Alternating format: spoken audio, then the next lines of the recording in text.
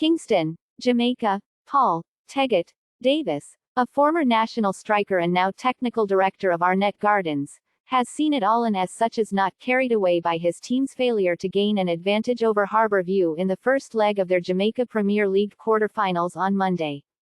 A subpar performance from his team was rescued by Marlon Allen, who produced a late equalizer which left the tie at 1-1 and finally balanced ahead of Thursday's return leg.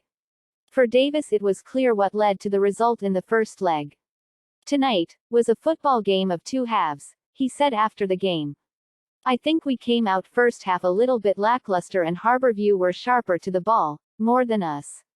In the second half it was a totally different ball game.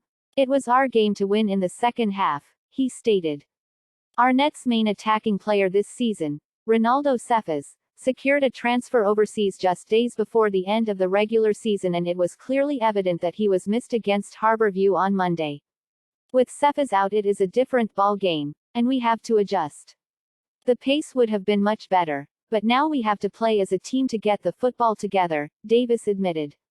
"Everybody defends as one, and attack as one, so it's going to take a little while to adjust," he continued.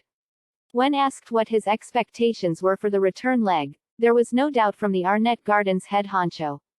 "We are going to win this one. We are going to beat them," he said with absolute confidence.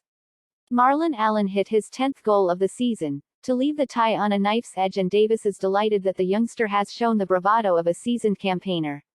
He says he wants the golden boot, and if he has the mentality like that, where he can take up the mantle from Cephas and Arbuin, then we are on our way.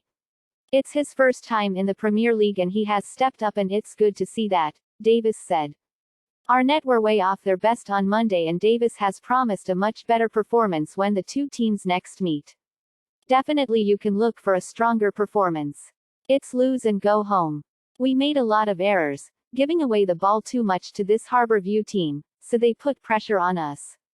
I think the second half, when we started putting the pressure on them, they started giving us the football.